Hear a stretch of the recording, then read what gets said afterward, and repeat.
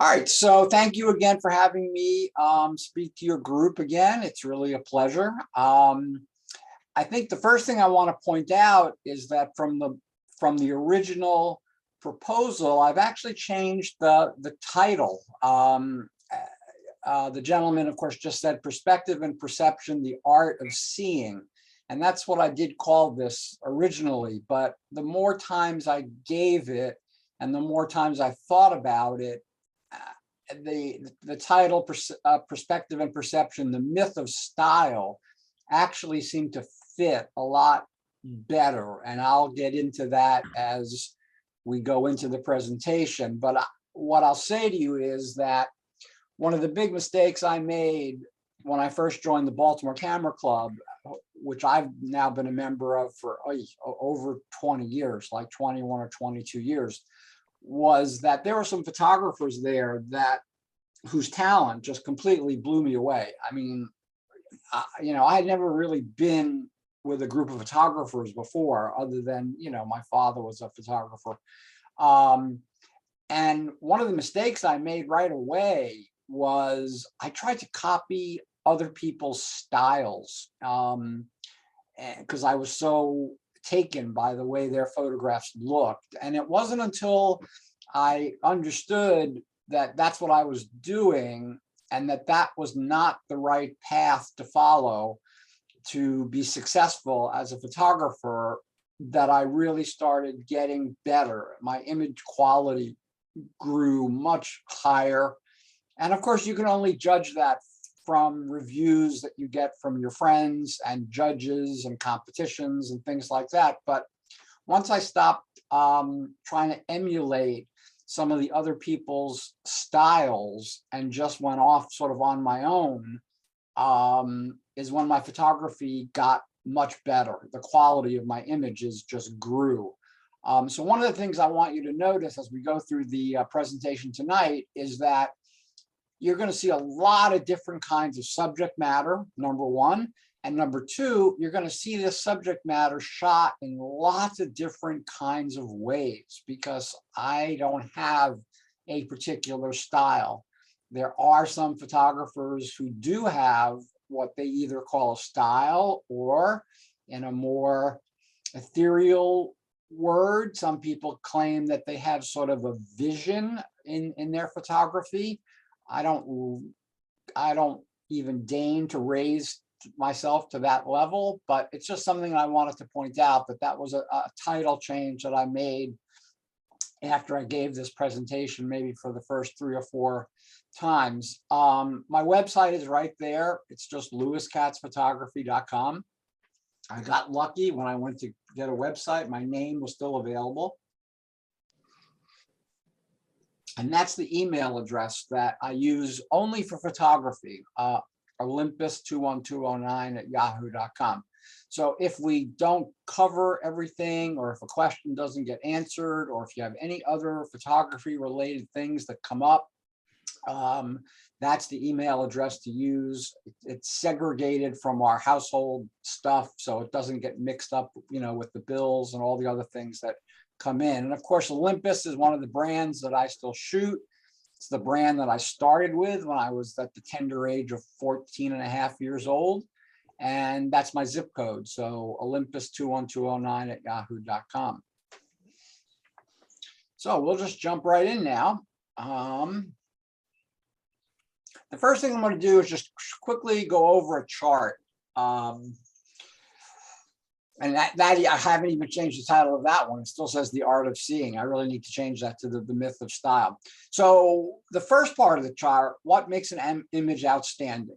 I think we can all, as photographers, agree with all of those items. Picking a subject with emotional impact. That is really a very big part of my overall photography goal, is to have not only the subject matter emote emotionally, but having an emotional connection with your subject matter is really critically important if you want to turn out high quality images. The bigger and the stronger the emotional contact and the emotional connection that you have with the subject matter, the better your images are going to be, the higher the quality. Using dynamic and fluid compositions, using balance, and we're going to go through all these, showing you images that sort of display these. Using rhythm in creating your compositions. That's something that I was not as aware of until I actually had 2 long conversations with who are now pro photographers that used to both be jazz musicians. And they kind of explained to me how rhythm sort of works into their photography, which I really found to be very interesting. And of course, using the proper lighting, right? Having the right exposure. Now, the second part of the chart is actually comes more from neuroscience than actual just photography, because neuroscientists now have the ability to watch people's brains as they view artwork, and they can see what parts of the brains light up with different kinds of images, whether it be photography or painting or sculpture. And so see, some of these are pretty obvious. We are attracted to larger elements before smaller ones. We like lighter elements before darker. We like warm before cool. We like elements that are sharp and not blurry. We are very, very attracted to contrast of all varieties. I don't just mean tonal contrast. I mean, there's all sorts of other types of contrast. We tend to like curved and diagonal lines before vertical and horizontal ones, which tend to be more static. We like human and alive elements. And I throw alive in there because a lot of people include their animals in their imagery. And so it's not just people, sometimes it's pets. It can be cats, it can be dogs, it can be livestock, it can be, other sentient beings. We like elements in perspective, meaning that there seems to be an order to which they were placed in the composition. And we tend to like isolated elements before cluttered elements. And the biggest issue I have as a teacher with students that are just starting out at all different age levels is people tend to want to put way, way, way, way, way too much into their photographs. And one of the most frustrating things for a viewer when they look at an image is like, what am I supposed to be looking at? Like, what is the point of this picture? What story are you trying to tell? And so we're going to sort of go through all of these things. Now, for the sake of this presentation, perception and perspective. Perspective is what the photographer brings to creating the image. Now, that can be a combination, and it is a combination of the technical elements, like what lens was used, what vantage point was used, where did you stand to take the picture. But I'm also referring to everything that you've been through in your life, you bring into your camera. So every time you raise that camera to your view, to your eye, and you look through the viewfinder or you look at the screen for live view, you're bringing everything that's happened in your life into that particular moment in time when you create your compositions. The perception part is what the viewer gets out of your perspective. And changing the perspective even slightly can really make a big difference in the way that the image is perceived by the viewer. And that's also what we're going to sort of, get into tonight. So we're going to start really by just talking about some basic building blocks, like that chart. We as photographers are attempting to create a 3D impression from a 2D artwork. And one of the ways in which that can be accomplished is by creating depth in your images. And you can do that in a variety of ways. I'm going to show you some examples of what I normally do. This was on the eastern shore of Maryland. I was originally right next to that truck and right next to those grain silos. And I took some shots of those, and I think there's one later on too. But then I realized that if I moved further away from the subject matter and got low down, I could really bring a tremendous amount of depth into this image without actually removing any of the elements. You still see the grain silos, you still see the truck being filled with the grain, but now I've added that beautiful vanishing point of the railroad tracks and the vanishing point of those telephone poles. And so now I've taken a pretty flat image and created depth out of it. And here's another very similar example. This is a metal railroad bridge up in York, Pennsylvania, which is about an hour from Baltimore, an hour due north. And we love this bridge. The girders are great.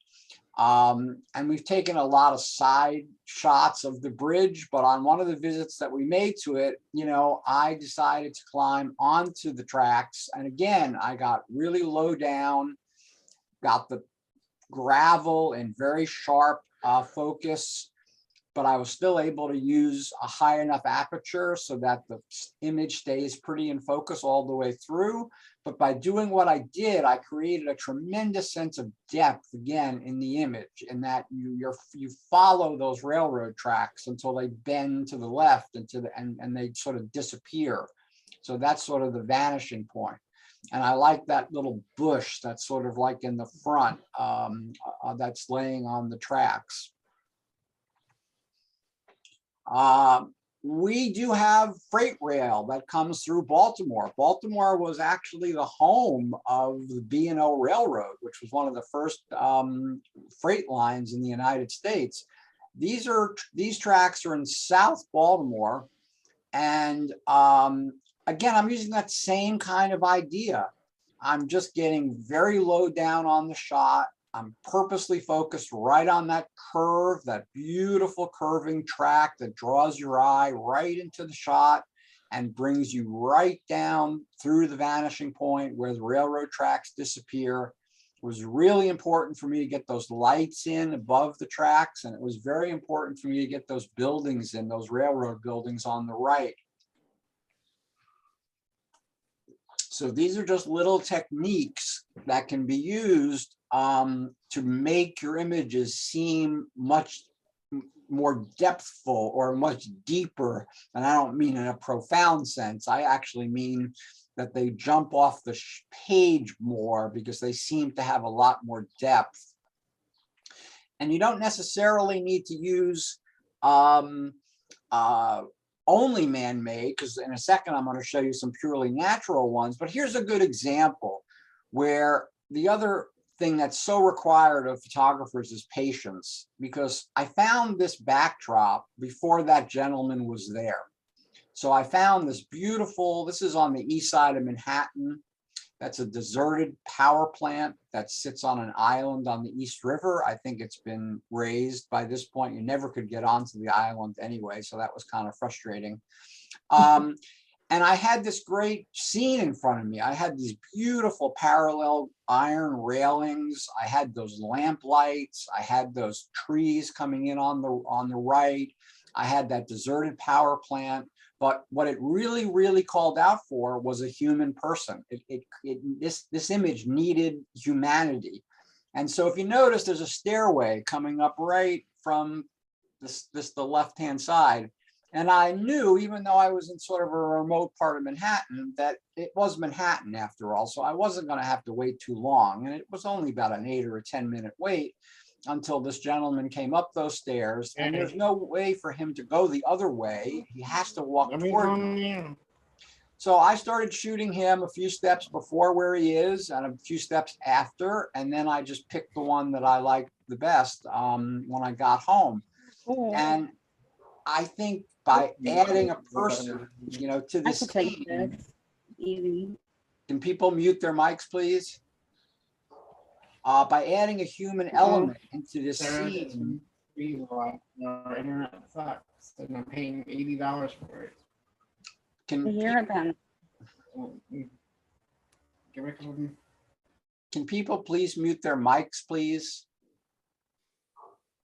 So with a person in this picture, it really completes the scene. So sometimes patience is just absolutely a must for a photographer, because you come across a great backdrop, but there's something missing. And I felt in this image there was something missing, and what was missing was a person, and I just had to wait. And I got lucky because it was a gentleman and he was wearing all dark clothing, and it was Manhattan after all, so I wasn't worried at all about taking his picture. I mean, he literally walked right by me. He didn't even say hello or anything. He was deep in his own, thoughts. Again, same concept. That's the Brooklyn Bridge. That's an arch of the Brooklyn Bridge, and I'm in an area called Dumbo in Brooklyn, which stands for Down Under the Manhattan Bridge Overpass. And I wasn't there. I was there with a group of people, but I wasn't there to try and emulate Margaret Bork White or any of the other photographers that have photographed the Brooklyn Bridge. Someone's got their mic on. Sarah Brooks, can you please mute your mic? Thank you. So the point that I was trying to make when I created this image was to create a unique image of part of the Brooklyn Bridge that didn't look like anyone else's that I'd ever seen. And I basically used all of these leading lines, these cobblestones. These are old trolley tracks that probably date back to about the 1920s. I had this beautiful sidewalk that's full of ice and snow. I've got this nice warehouse, and everything sort of leads you right to that one span of the Brooklyn Bridge. And so it really was an effective way of making the image deeper, making it much more 3D in appearance. And I was also able to include so much more information in the image other than just like part of an archway of the Brooklyn Bridge. Doesn't have to be man-made though. This is a river that's north of Baltimore called the Gunpowder River, and this is taken off of one of the metal suspension bridges that goes over the river. And I'm using the same exact theory. I'm just basically using it in a natural state. Originally I had cut this picture off right after these big boulders. And then I said, well, that doesn't look quite right. It looks kind of truncated. Why am I leaving out this beautiful meandering path that leads to that really beautiful vanishing point? And it also eliminated these great reflections of the trees. And so when I decided to uncrop the cropped image, I really enjoyed it a lot better. Your eye is definitely more focused on the larger elements like we spoke about earlier, but your eye also naturally just travels down the river and through the whole scene. So it doesn't have to be all man-made objects that you use to create those impressions. Here's another one. I just took this one, in fact, on our fall trip to Davis, West Virginia. I don't know I forget what river this is, but this is off of a bridge. I looked down and I saw that one solo rock, and that's what glued me. But that in itself, although maybe it would make a very interesting abstract image, which is what I've been thinking about lately because I'm working on a presentation about abstract photography. What it led me to think, though, was it's a great anchor point for this beautiful stretch of river that just goes right in between the mountains and just sort of disappears. So again, it's that building up of depth within your imagery that really gives it much more power and much more grace. Now, another thing that I play with a lot, and I love playing with people's minds when I create images and I show images. And one of the ways you can do that easily is playing with scale. And scale just means size. And from looking at this image, there's absolutely no way that a viewer can know how big that piece of driftwood is and how big that piece of sandstone is. There just isn't any way to know that. And I love creating imagery that asks questions that you don't get the answers to, because those images tend to keep viewers viewing your work for a longer period of time as they try and figure out what's actually happening, in this image. Another good example would be something like this, where I'm just walking down a beach. I'm on a workshop actually, and everybody's waiting for the sun to go down. And I'm sort of saying, well, I'm not going to just wait. I'm going to just take a walk while the sun goes down. And I just kept looking down, and I came across this beautiful weed. I didn't place any of the sand. That's exactly how it looked. But again, you have no way of knowing how small or how large that weed is, and you have no way of knowing how large a beach or how small a beach is that I'm walking on. And I love creating images that create a sense of mystery. And I think, when I do my art of black and white photography, I bring in black and white films like by Hitchcock and by Orson Welles. And I do that because their films are so good at creating that sense of mystery. And I kind of try and emulate that in some of my photography. Another example of scale, these are those silos that I was standing next to.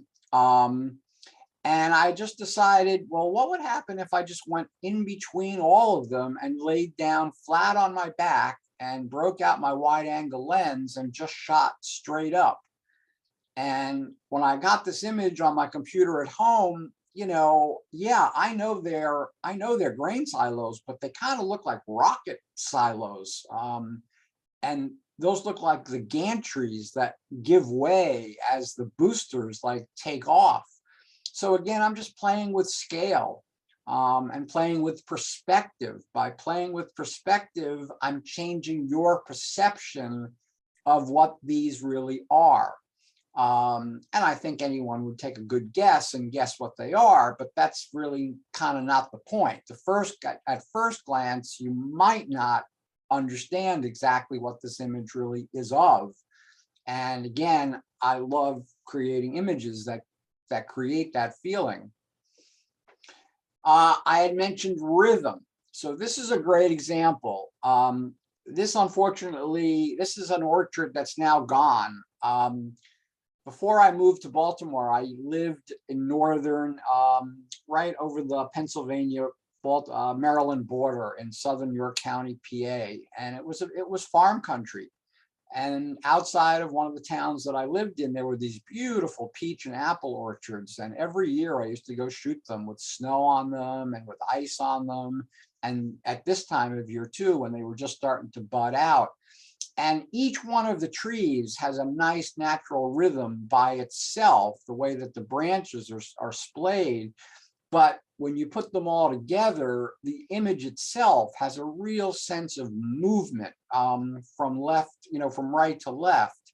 And that's when I began to sort of gain an understanding of what having rhythm in your compositions really is sort of all about. This is an enormous banyan tree outside of a botanical garden in Sarasota. And when I looked at the tree, there was no way I was going to get the whole tree from top to bottom. I mean, it was I'd have to back up so far that it would seem diminutive. So then I had to take a really close look at the tree and decide, well, what aspect of this tree is really most appealing to me? What is emotionally drawing me in to the image? And it was by far the root system. And because even these big guys down here, these huge curved pieces, they're all part of the roots, and they all end up with these little tendrils at the bottom. And so all I decided to do was take a cross section this is just a tiny cross section of how big this this base of the banyan tree is. But again, if you look at it, the curves and the lines, they also have a really nice sense of rhythm, and they also add a tremendous amount to the overall composition. And I'm so glad that instead of trying to get the whole entire tree, that I just decided to get a cross section of the part of the tree that was mostly of interest to me, and that was drawing me in sort of emotionally. And then I think after converting this in Lightroom, I took it into Silver Effects and I gave it a little bit of a silver oxide kind of look, which I just thought lent itself to this image. I grew up in New York City. I was riding the subways since I've been 14 years old. This wasn't taken back then. But I'm very used to New York subway pictures. I've seen hundreds, thousands of them, homeless people, cops, people making out, people sleeping, you name it, I've seen it if it's a New York subway picture. But on a more recent trip, oh, I don't know, 8, 9 years ago, maybe, I was jammed up against the wall, the door of a subway, and I had my camera with me, and I looked up and I saw all these hands grasping the rail. And I said, wow, I've never seen an image that portrayed it in this way. And I think, again, this has a really nice natural rhythm to it, that your eye kind of sees this hand first, and then it kind of moves down through the other hands. I used a low aperture so that these guys would come out of focus. And you've got these really nice reflections on the roof of the subway car, and you see some ads in the background. So it's, this was an example of a subway picture that I've never, ever seen, a perspective that I've never seen anyone else do before.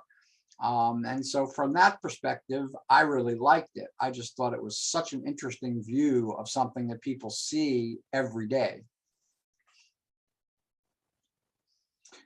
We have women's roller derby in Baltimore. It was, of course, stopped for COVID. Hopefully it'll come back this summer.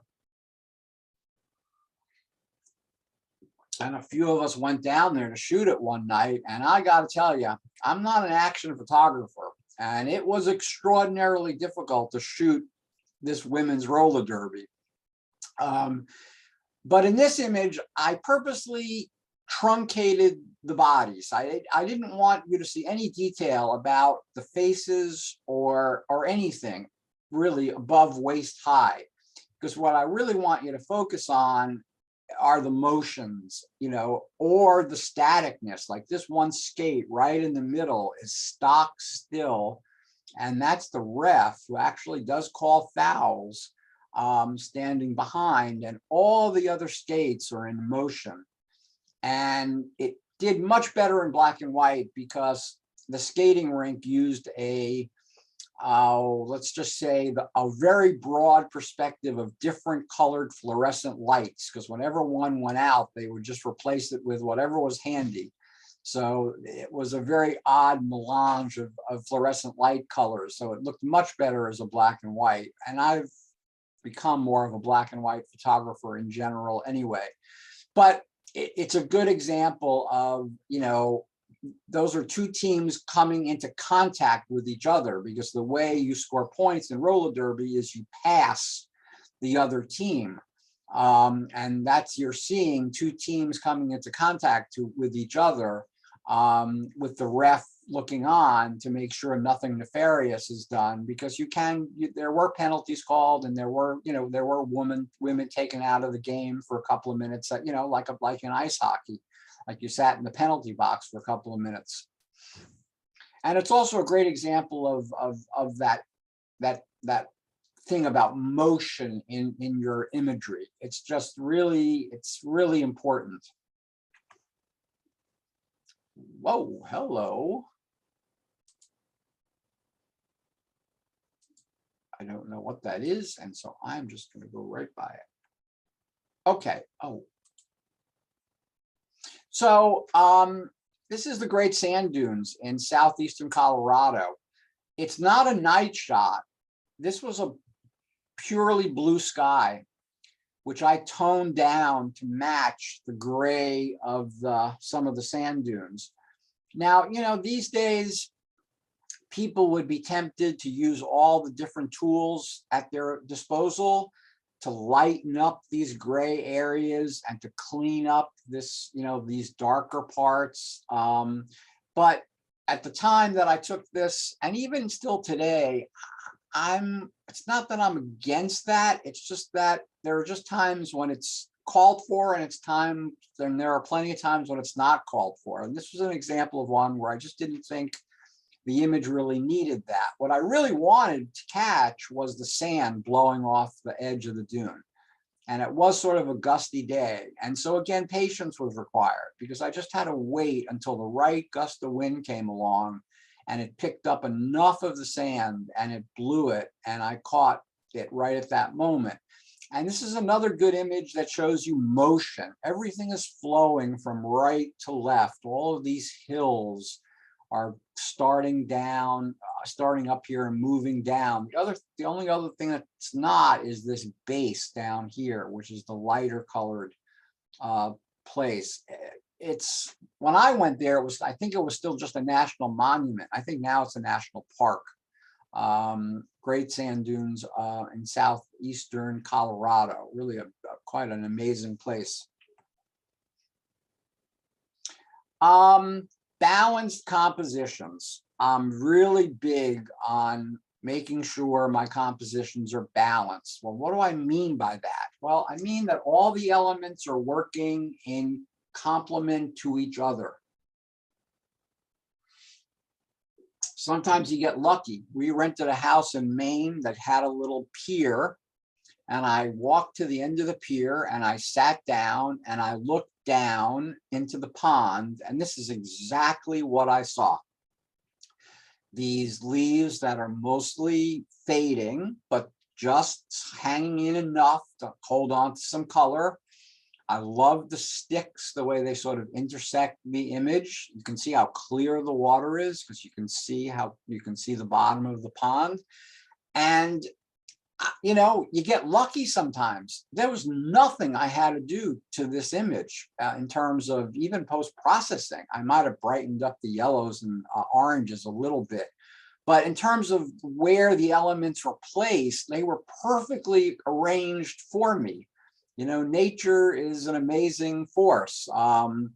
To borrow Elliot Porter's expression, an intimate landscape. You know, that's what I sort of call this. This is like an intimate landscape where nothing had to be moved to create the image. Everything was just exactly where it was. And it just really works perfectly, including that nice little stick that sort of borders the top right-hand border up here.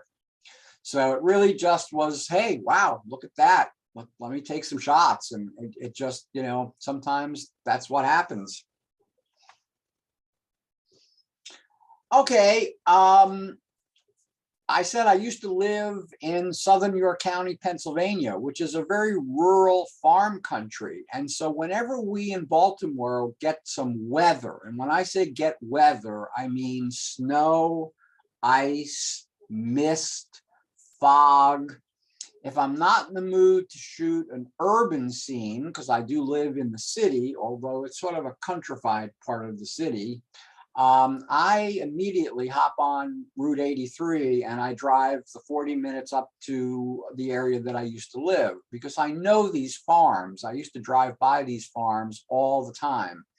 Now, balanced composition. What I mean by that is when I first viewed this, the image ended without this horse on the far left. This horse was not here. So imagine the rest of this space just being blank with all the rest of the horses here. And there were horses over to the left, but none had wandered over yet. And again, I knew with a little bit of patience, one or two would wander over and stick their muzzle in the snow and try and dig up some grass. And sure enough, he or she wandered over within 2 or 3 minutes of me standing there and did exactly that. Put their muzzle in the snow, found some grass to chew, picked it up, picked his or her head up, pop goes the shutter, and now I have a balanced composition, because this horse is really important to the overall perspective of the shot. And the overall perspective of the shot is what's influencing your perception of the way the shot was created. And if that space was blank, it would really be too right heavy an image. It just would be, it would be too much going on the right and not enough going on the left. And I think that's why I'm so big on balanced compositions. So this is in West Virginia. This was taken on one of our weekend trips. This barn was in bad shape. As you can see, it needed a paint job. It needed a lot of work done, and it was reflecting beautifully in the pond. And so in terms of the perspective, it was pretty easy for the photographer, because there was a lot of nice mist and fog, which you can kind of see back in the trees. And I could use a dehaze filter now and probably make those trees come out a little bit more. But my point is that this barn was by far the central theme, of the picture. And yet, when we went back to the same locale 2 years later, this is what we saw. That barn had been completely cleaned up. I mean, completely. New roof, paint job, new everything. And so my perspective on this scene had to change, because this barn is not so interesting anymore. It's not nearly as interesting as this barn in terms of just being a photograph. So what I had to do was not quickly, but think about how I could change my perspective on the shot.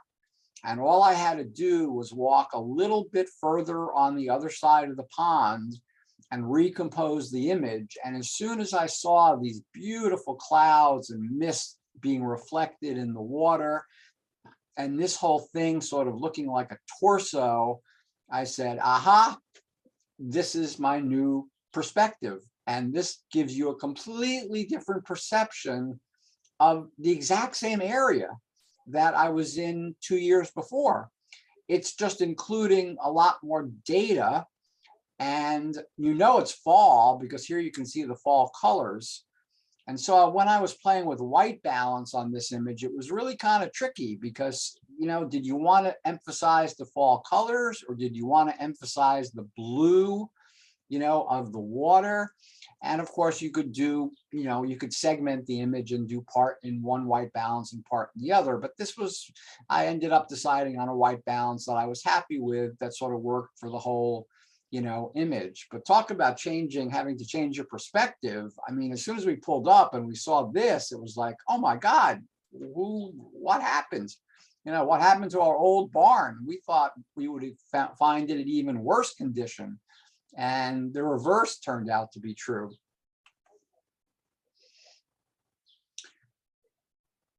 Very composed, centered image. This is the Amtrak station in Baltimore called Penn Station. And it's one of my favorite places to take pictures. And I can actually start going back there now. I didn't go there during COVID.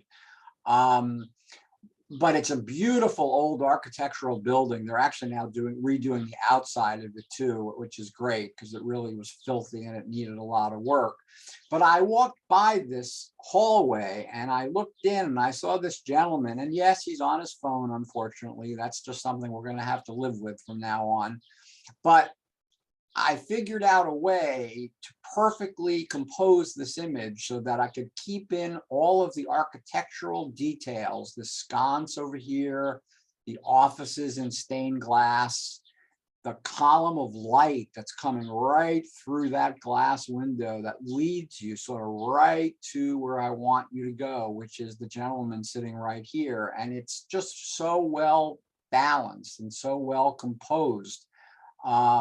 And that just takes time. When you see something that interests you, instead of a quick snap, study the dimensions, actually look through your viewfinder really carefully. And yes, you can always post-process and you can always crop and, and change it around, but try and do the best you can when you're in the field, because that'll pay off in many shekels later when you don't have that much work to do. And I don't think I had a lot of work to do to this shot, other than doing the conversion to black and white. So here's a destination where I have always had nothing but grief getting good pictures, and this is Gettysburg. And the reason I had grief at Gettysburg was, it's a good reason. It's because Gettysburg is filled with monuments and signs and markers. So it's great educationally. Photographically, they don't always work so well. So we were walking down a smaller side road, which we had never traveled on before. And the first thing that caught my eye, of course, was this beautiful picket fence. I just was like, wow. So what am I going to do with this picket fence? How am I going to center and make a nice, well-composed image? Well, I use this post here as the anchor, and your eye, it sort of gradually follows the picket fence. I love these two pointy things coming up over here. Follows the picket fence. It then goes to this darker piece of shrubbery or tree over here. It then travels up to the trees up here, follows the tree line. It hits these two barns, continues the tree line. I love that one larger tree right there. And there's my one monument, that gentleman on a horse, which I kind of liked. And then your eye travels to the next piece of darker shrubbery or foliage. And it goes from there to this row of darker foliage, and it brings you right back to the center. And so it's a perfectly circular composition. And this is about the only really decent picture that I've ever taken at Gettysburg. It's because the composition works. It just is balanced. There's nothing that's stealing the scene. There's no monument in your face. There's no sign that's blocking the view. It really is a nice shot of the actual battlefield, of Gettysburg. And yes, there is that one monument, but that's okay. I had no problem with having, that gentleman on a horse. And I don't remember which, who that is.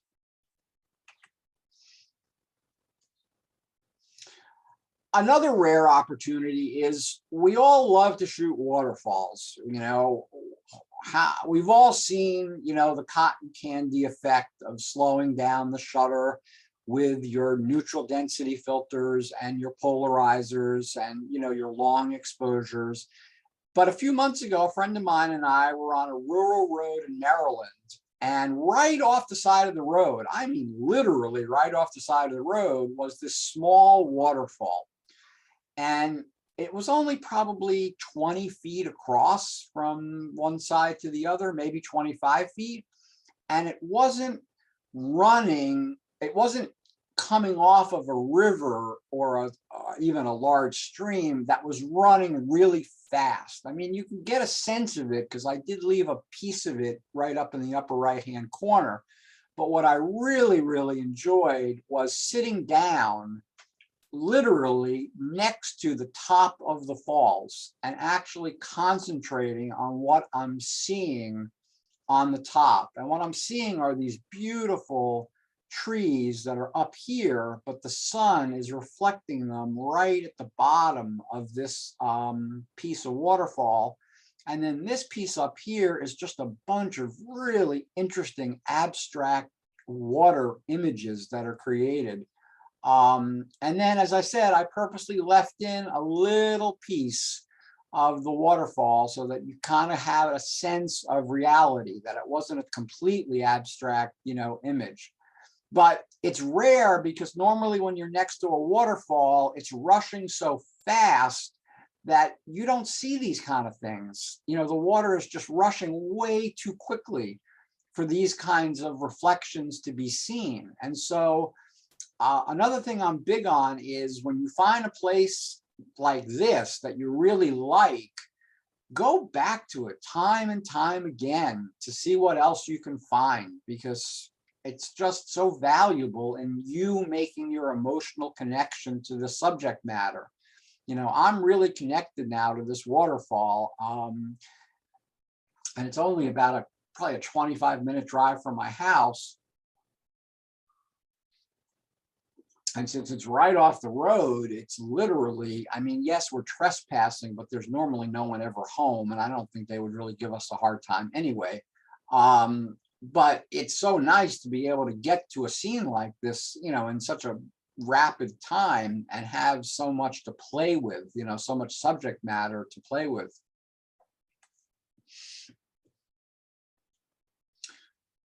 Speaking about abstracts, which I am now, as I said, my next program is going to be on abstract photography.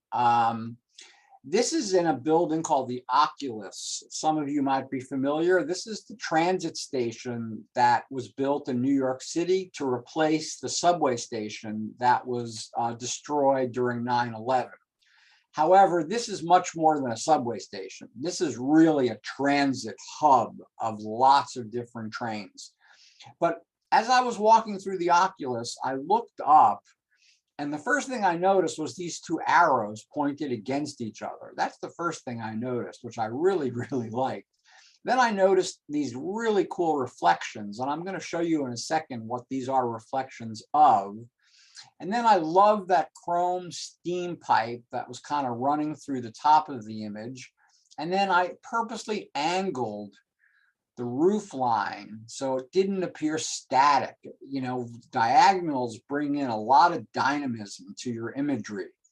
So this is sort of an abstract and sort of not. I think it's sort of like it hedges, you know, on both. Here you can clearly see where those ribs are. See, those are the ribs that are being actually reflected in that glass. And I'll just go back for a second. There they are being reflected, and there they are in real life. And now what I've changed is my vantage point, right? Because I got to a place where I'm up higher. And I'm looking down at the floor of the Oculus, and I love these little lily pads. They scattered throughout the place where you can sit and talk on the phone or sit, have a cup of coffee. The other thing I noticed was this beautiful shaft of light that the skylight was throwing onto the floor. And after I created this shot, I definitely wanted to concentrate more on what I could do with this. And I saw those two gentlemen sitting in conversation. And so I moved my vantage point slightly and I put a longer lens on, and I got this. And this was what I wanted. If I would have just shot the light being reflected, it would be interesting and probably abstract, but it wasn't really what I was looking for. I love the Alfred Hitchcocky shadows that these guys are throwing. I love the cup of coffee that this guy has in his hand. You know, who the hell knows what they're talking about? A business deal, social engagement, where they're going for dinner that night. Didn't matter to me. It just mattered that I got those two guys still in the same exact spot they were when I spotted them. And I was able to isolate them in that beautiful light that's being cast by the skylight. So again, change my perspective, changes your perception of what you're viewing. The other beautiful thing that New York has in Manhattan is what's called the High Line. Now, the High Line was an elevated rail train that was abandoned back, I think, in the 30s or the 40s, because it went into what was called the meatpacking district. And it actually used to be used for meat products coming in and out. Now, New York City had a brainstorm along with a group of private people, because instead of tearing it down, they turned the High Line into a walking park. So you can walk, you're about 4 to 5 stories above the ground, and it's planted with planters. It's got benches to sit. It has some vendors, but not too many because they really didn't want to make it too commercial. And it's a beautiful, beautiful place to get great vantage points of Manhattan. And this is just a reflection of a building from across this building just being reflected and turning it into that really abstract looking, creation. You can see the balconies going up the side. And it just, I saw that and I went, oh, this is just too wild to be believed. Now, this whole area is very close to an area called Hudson Yards. And Hudson Yards was the last big piece of undeveloped Manhattan real estate. And it was because it's all the way on the west side of Manhattan. It's near the Javits Center. There's no subway station near there. So it's really not a very convenient place to live or work. And after the office buildings were built and the apartments and the condos were built and a mall was built, the developers hired an architect, if you can believe it, which I still can't believe. And the architect built this artifact or this artifice, and this is called the vessel. And you actually have to pay for the right to be able to walk up these different flights of stairs there are 7 flights of these stairs. And you can get some pretty good views off of the ends, but there are a lot of buildings that are blocking your view. And number 2, I found that as a piece of architecture, to be honest, it was really quite hideous. It just really doesn't do anything, for me. Now, I purposely left people in the image because I wanted to give the people that were viewing this a sense of scale. So you can really get a sense of how big this is. And there are some people up there too. But, as an image, it wasn't really turning me on at all. And then I turned around, I noticed the mall that faces this was all made of glass. And I said, oh, I wonder what it looks like from inside. And so I changed my perspective and I got this. And this is a totally different perception of the vessel. I'm leaning up against the wall of the mall. I'm shooting right through the reflection, which is, this mall was brand new. So these floors were like spit polished. And I'm now taking pictures of people as they walk through the reflection and they stop to gaze at the vessel outside. And I still kept the people in to give it a sense of scale. And this was by far my favorite because she just sort of stopped and turned around and put her both hands out, separately and had her feet crossed a little bit. And her reflection is really nicely caught here. And so this to me is a far more artistic version of what the vessel really is and what it looks like. And I liked it a heck of a lot more than I liked just taking a picture of the vessel. This is, again, you can only get this from being 4 or 5 stories above the ground. This is the space in between 2 office buildings shot from the High Line. And what I loved about this shot was the motion and the geometry of this shot. Everywhere you look, there is geometry and motion. You've got these beautiful grids here. I love the shapes of the tops of these. This is like a lobby area, and I really couldn't quite figure out what the purpose was. This fence is separating this office building from the office building behind it. You've got these beautiful vents on the side. You've got these, it looks like a radiator in the background. You've got these beautiful windows and being reflections off the light. Again, you couldn't create this without the right vantage point. And the only vantage point was height. You had to be higher than where this roof line is to be able to capture this shot. And so next time you're in Manhattan and you have some time to kill, it runs from about 34th Street down to 4th Street. It's an amazing experience. It's a fun walk and you can get some really amazing photographs off of it.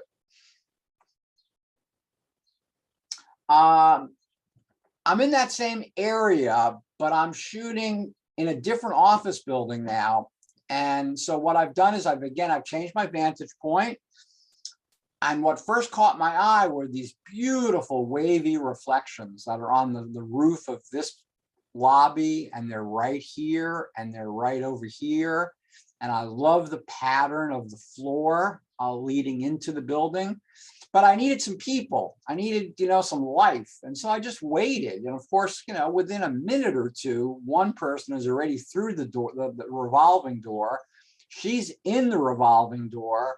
And this person is about to enter the revolving door. And then I purposely put it on a slant again, because it really adds to the dynamism of a shot. If I would have shot this just straight on, it would appear static. And the last thing I'd want this image to look like with these beautiful wavy motion lines is static. So by purposely slanting it from, right to left or left to right, any way you want to look at it, it really brings much more motion into the image. So trees, we love to shoot trees in general. Sometimes you get really lucky. As I said, whenever we had weather, I drive up to the country, and we had a snowstorm that was followed by a little bit of an ice storm. And I hightailed it up to Southern York County, and I was driving down a country road that I'm really familiar with. And I took a look to the right, and I saw these two trees. And as far as I was concerned, these two trees were dancing. There was absolutely no other way to interpret this image.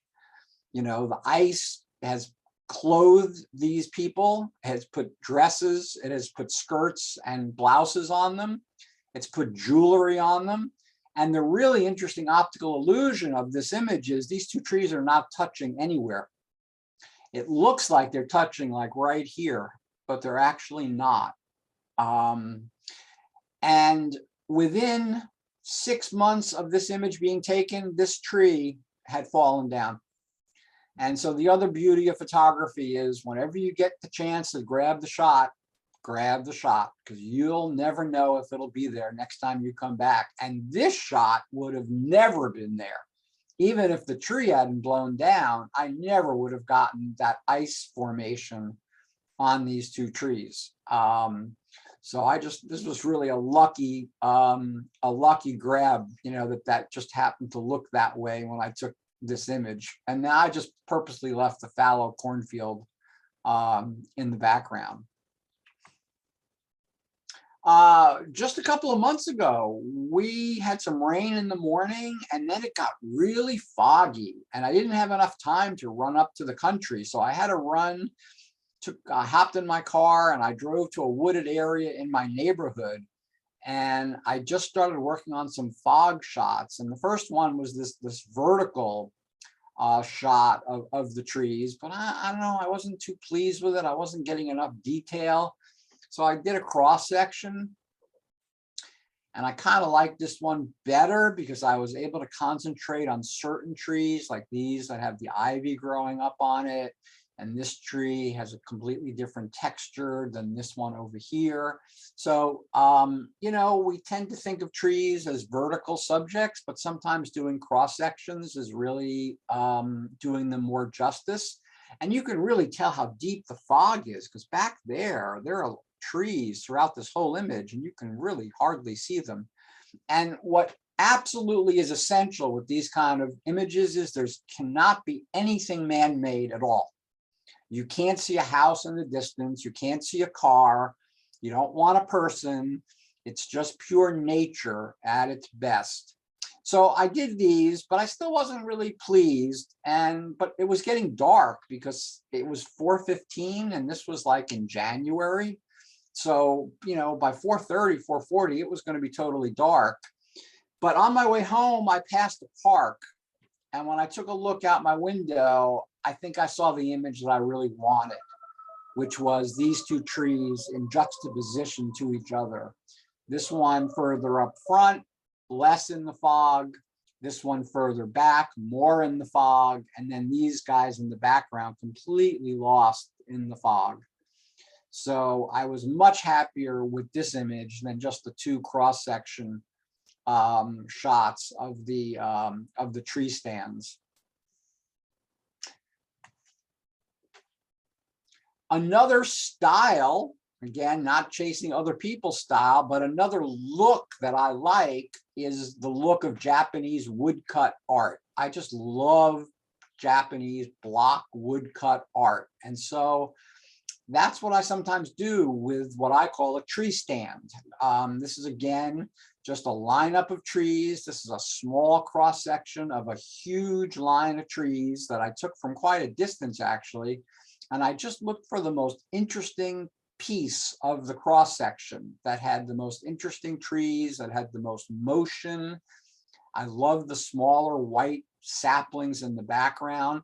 And then I just used certain filters and different little software techniques to give it that sort of woodcut kind of look. So it's not that I'm chasing a style, but it's a look that I like. My father was in China in World War II and brought back some interesting art, and some of it was like woodcut art, and I just really have always enjoyed it. But that's, again, not the only way, because further down the road, so to speak, I came across this beautiful stand of young trees. These are probably no more than a year or two old. That's a stream bed that they're growing next to. And I just love the way all of these trees are just interconnected with each other. And the only thing I did was I darkened the background a little bit so that there would be a little more contrast between what's behind the trees and what's actually the trees. So again, completely different perspective, a completely different look, a way to look at the trees than the one before. Because again, I found that if I just chased the look that I wanted for each particular image, that was a much more effective way of coming up with quality images.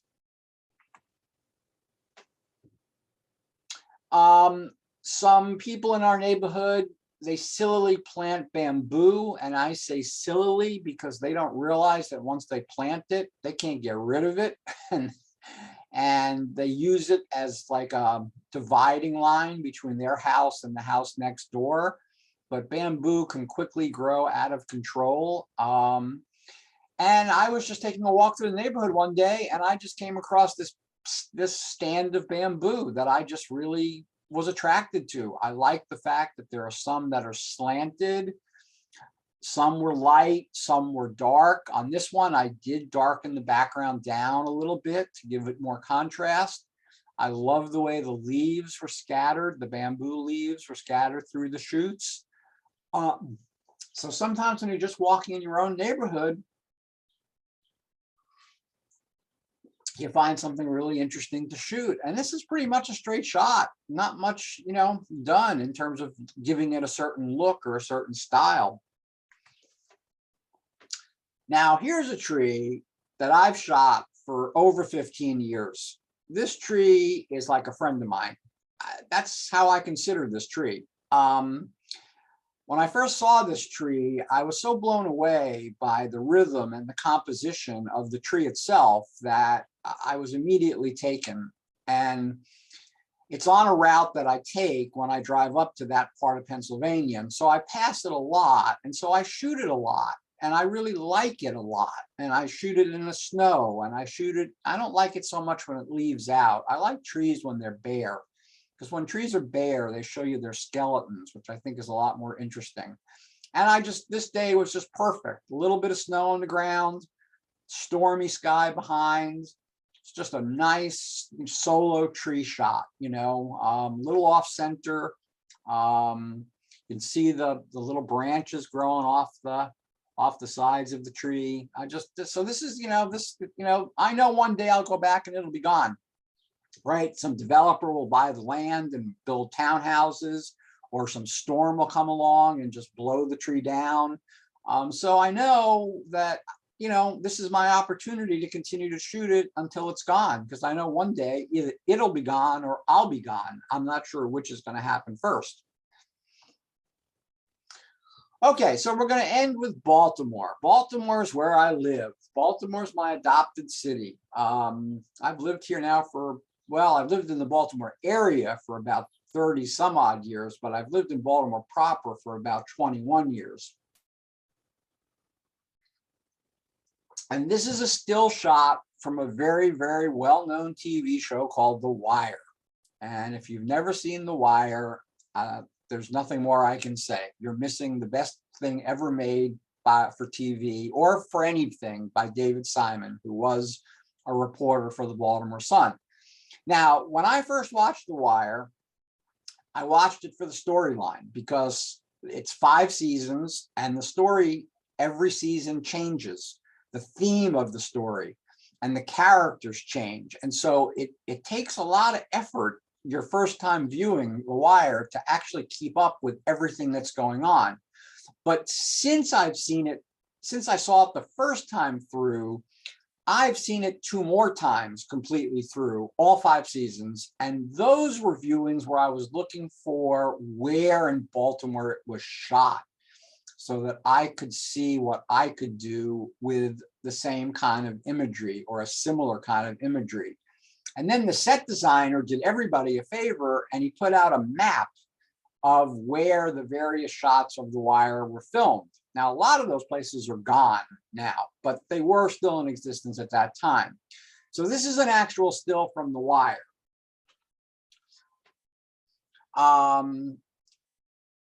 Baltimore, like many other cities, is an older industrial mill factory town. The problem is that all the old mills and the factories are pretty much gone. They've been knocked to the ground and they've been replaced by office buildings and by apartment buildings. This is one of the last ones that's still standing. And you can see it's called the Crown Cork and Seal Company. And it made all the bottle caps used in America from about 1915 to 1925. So if you were alive at that time and you uncorked something, you know, you probably took off a Crown Cork and Seal cork. And I stumbled upon this one day, although I knew it still existed, and I pulled in and I parked, and this was the first view that you got. And when I saw that "work safely today" with the hyphen, that was amazing. And then this stop sign, which someone unfortunately has stolen, which I think is terrible, it was upside down, just the way that it looks. And these colors were just the way that they're shown. I didn't pump up these colors at all. This was how this place was built. So you walk down, the trucks used to come down this portal, or there are many entrances to this complex. It's huge. But once you went down through this portal, you then started looking for the more specific things like this. All right, this is an old corrugated metal warehouse in very bad shape. It's still there. It's not going to get reused, I don't think, because I think it's in such poor shape. But when I first saw it, this is part of an enormous wall of warehouse. And I had to pick out a section that did the image justice. And what I first noticed was this slanted piece down here. I noticed the rust-colored stains on these. And then I noticed the black holes where the panels had fallen off. And so it just became a graphic shot of part of this enormous corrugated steel warehouse. And then you found things like this. I mean, this door probably hasn't been opened in 80 years. It has a huge padlock on it. It's all rusted out. Again, I don't think that door has been opened since the 1920s or 1930s. I mean, I could be wrong, but from the way it looked, now I'm sort of going more into portrait mode, because when I see things like this, depth is not so important in an image like this. This really is a portrait. It's a portrait of a window that was part of a warehouse at one time. And behind the busted glass, you can see a cyclone fence. And behind the cyclone fence, you can see the wood paneling that was put up. And you got all these really cool reflective things happening in the glass and the colors. So I really went into portrait mode when I created these images, because depth was not at all what I was looking for. And I found another really interesting window, which was this one. It wasn't quite as interesting as the first one because of the lack of color, but I love the way the broken glass is just spread out through the image. And again, there's the cyclone fence and the plywood behind. This is in another part of Baltimore. This building is still standing. This is, again, this probably dates back to about the 1930s. I called it number 2 because that's what it says right there, number 2. And although I'm not big on cloning things out of images, right down here in the middle was a very modern no parking sign, and that had to go. So that got cloned out of this image. And this today still remains one of my favorite old industrial images of Baltimore. And I purposely came back to get the light raking down from the awning down into the center of the picture.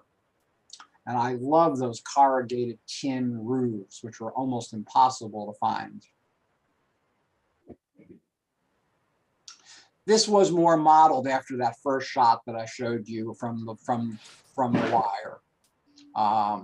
This was one of my first shots. When I saw Baltimore Believe and that flower, I just sort of really took to that. And we're about 5 minutes away from the end. We, for a short time, had an inner city mall called Old Town Mall, which was never successful because no one wanted to shop there. And so now it's been razed to the ground, and it's going to be hopefully the site of middle class and lower middle class housing. But I went there one day when it was still standing, and I loved this old gentleman with the cane. He's wearing Baltimore Oriole colors, and I love the fact that he's under the New Hope Christian Fellowship sign, and I love the textures that the corrugated door gave it. This was done by a Baltimore Sun photographer named A. Aubrey Bodine back in the 40s and the 50s. Baltimore was known for its marble steps and its row homes, and these were the kind of steps that on every Saturday morning, the women would come out with their buckets and their Ajax and their brushes, and they would spotlessly clean these marble steps off. Well, another way to look at images sometimes is to have an image in your head that you just need to find. So I had an image in my head of what these stairs must look like today. And the problem is that most people have put railings up on these stairs for safety because these are pretty steep. And so it was really difficult to find a row of homes that had marble steps that didn't have railings. But lo and behold, I'm driving through West Baltimore one day and I see this and I say, finally, I found it. My row of marble steps without any railings, none of the props replaced. That's a burnt yellow pages. There's liquor bottles in the corner here. And this is just to show, you know, what happens when a city like Baltimore loses its middle class. And we lost our middle class because all the middle class paying jobs disappeared. And so it's now high tech or service. There's nothing sort of in between. But at least on this day, I found an image that had been living in the back of my mind for quite a long time. So I was driving down the street and I noticed this doll amongst these cinder blocks. And I got out of my car and first I just shot that, just the cinder blocks surrounding the doll. And I said, you know, I'm not really giving people an accurate impression of what this really is, because by now doing that same technique, getting low down, including the doll, but including this really nice sweep of the whole block. There's the stop sign, there's the houses that are across from it. I'm giving you as the viewer a completely different perception of what a Baltimore block in this kind of shape looked like. We're making progress, but we still have over 30,000 abandoned homes in Baltimore, which is an astoundingly high figure. These are occupied, but they're the backs. These are the backs of 3-row homes. And what really caught my eye was the seemingly haphazard way the items are just sort of tossed about. This upside down chair, this crutch, there's another chair here, there's a table here. And I love the 3 chimneys. I love the telephone pole. It just all fell together as a balanced composition. And it shows you that, you know, people are still living in what would definitely be considered substandard housing. But as I said, you know, there are some reasons why that is the case. This is the image that I first saw, but this is the image that it got turned into. By this point, I was already developing an HDR kind of look to my Baltimore imagery. And what I loved about this image was this house is completely occupied. It's got a motorcycle or a motorbike that's covered with, you know, a blue tarp. And these other 3 houses are completely abandoned. But I included a little bit on the left and a little bit on the right to give you a sense of context. So, you know, this image just didn't work, but this image just works in terms of giving. And I love the random nature of the things that are out in front of these abandoned homes. So this is that same kind of look, a little less strength. What really impressed me about this building was whoever tagged this was very brave, because they came down this rickety metal fire escape and did the painting as they were coming down. And I thought that was extraordinarily brave on their part. I love the wooden balcony up here. I love these chimneys. I love Allah down here. Love the tree coming out of the building on the left. It's just you know, another semi-abandoned or totally abandoned building off of a main drag, actually, in Baltimore on North Avenue. This was one of my early ones. After I watched The Wire, I was driving down this block and I saw this cross on this building. And these are occupied, but this one wasn't. But this in itself wasn't enough. You know, it needed something to balance out the image. Again, balance compositions. And all I had to do was turn to my right and I saw this. I went, oh my God, that's Baltimore Cemetery. I've got this beautiful leading line that's leading you right to this beautiful tree. And I ended up calling this From the Cradle to the Grave, because that's what it sort of reminded me of. You start here and you end up there. But this guy, this tree, and this cemetery is really important to balance out what you see on the left-hand side. I'm not a big shooter of other people's graffiti, but I took this about the day before this building was going to be knocked down. So I knew that this graffiti was disappearing and they were building a self-storage unit, just what we need, another self-storage unit. But this particular one I really liked anyway. I thought the taggers did a really good job. I love the staircase that's coming down right through the heart of the picture. I think this image has a lot of motion to it. I usually criticize people for shooting other people's art, but this one I give myself a pass on because I think it's so interesting.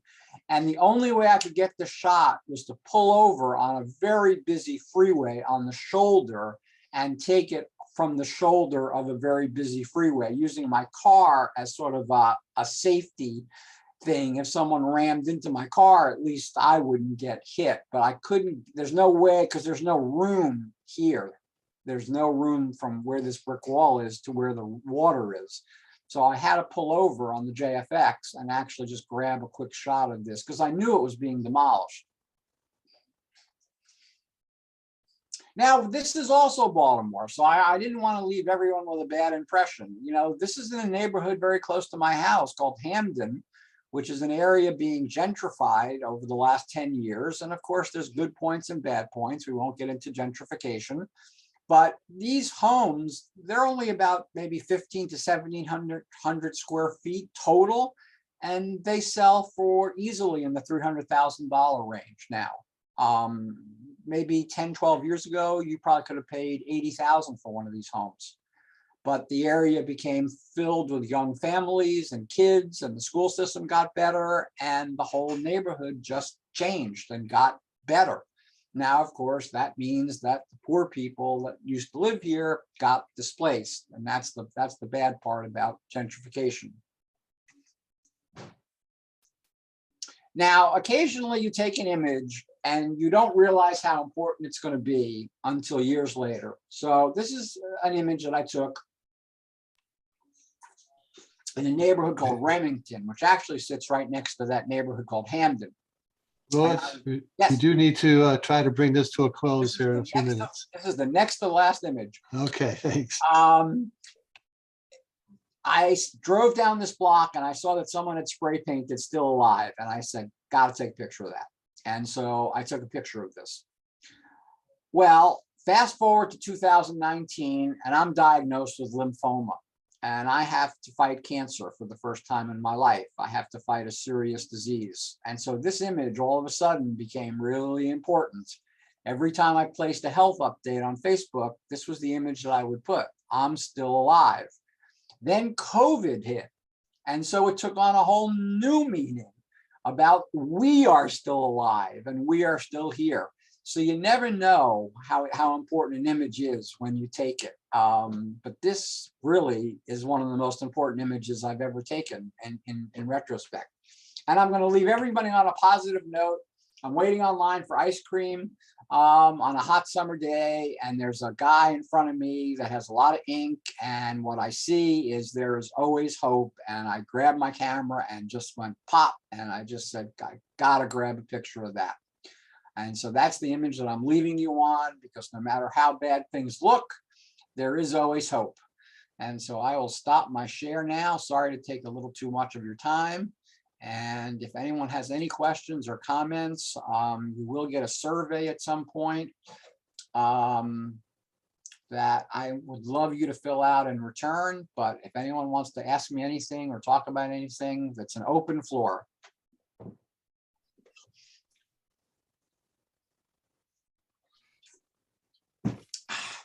Some good ideas, George. Excellent. I loved it. I have two questions. Yep. Why do you not like people to photograph other people's art? I think that it's cheating. Someone else created it and you're just taking a photograph of it. What I tell my students is, when you find a backdrop, like we have great graffiti in Baltimore. Yes, you right? do. So wait, stand there, wait till something happens, wait till a bike rider goes through, wait till a woman pushes a baby carriage past it. Then it becomes yours. When you just take an image of someone else's piece of graffiti, it's just someone else's piece of graffiti. To me, But you're preserving it. yes, you're preserving it. And that's how I felt about taking that last shot, because I knew that building was being demolished. But I'm just not big like on when people take like when people take pictures of statues. Unless they did something very arty with them, it's like, okay, someone created a beautiful sculpture and you just walked up to it and took a picture of it. I don't know, unless it's done very artfully and does something unique to the sculpture, to me, it doesn't really do anything for me. Okay. The other question I have, and I wasn't sure this was your photo, it was when you were talking about the wire and you had the two gentlemen standing in front. Was that your photo? No, that was actually a still photo from the wire. Oh, okay, well then we'll go to the one where you took the picture of the man walking under the Christian sign there with his cane. Do you ask people, can you photo? You don't, okay. Never. The minute you ask someone, you've lost the candid moment. Right, I agree. I'd rather face the wrath of some people, and occasionally it happens, but very rarely. I'm usually shooting people with a long lens, so they're usually unaware that I'm even shooting them. Okay. But no, I'm not at all big on stopping someone and saying, oh, can I take your picture? Because you then lose the candid moment. And that's what street photography is all about, is getting the candid moment. So no, I'm not big on asking Okay, permission. lady came after. With the meeting. What? Are you done with the meeting? Yes. Okay. So you wanna have us outside? Wanna have us outside? Wanna have us outside? A race? No. I've got a- I just have a Oh, question, Yeah. whether you are, take a tripod with you on some of those nature shots or not, just curious. I do, it's almost always with me in my SUV, or I take it with me when I'm with my friends. Do I use it as often as I used to? No, I don't. I really don't. It's first of all, image stabilization has gotten so incredibly good that unless you're shooting a waterfall at 1 second, you could be shooting things these days at 1/5 or even 1/4 of a second with image stabilization on and get a pretty sharp shot. Now, cancer has left me with a condition which makes that a little more difficult. And it's left me with what's called peripheral neuropathy, which means that I shake a little bit. I don't walk as steadily as I used to. And so I may end up having to start to use a tripod a little more often because I find it difficult when I'm on an uneven surface to get my footing right, which I never had a problem with before. But unfortunately, chemo kills the bad cells, but chemo also kills the good cells, and it killed the cells on the bottom of my feet. But I used to always use a tripod because that's how I was trained. I mean, you always were trained. Oh, definitely always use a tripod. But it depends where I am, certainly not in street photography when I'm just walking around and just shooting. Some of the landscape shots, yes, I probably did use a tripod for some of those, and some of them I probably didn't. So, Well, as a Baltimore native, ah, bred and born, I appreciate some of those shots that you captured, and you've missed a lot of the good history because so much has moved on and oh yeah, they've taken it away, but there's still a rich city there it's a rich city. in many ways. And it's a With great, problems. beautiful photogenic. So thank you for sharing all that. I Ah, really enjoyed my it. pleasure. My pleasure.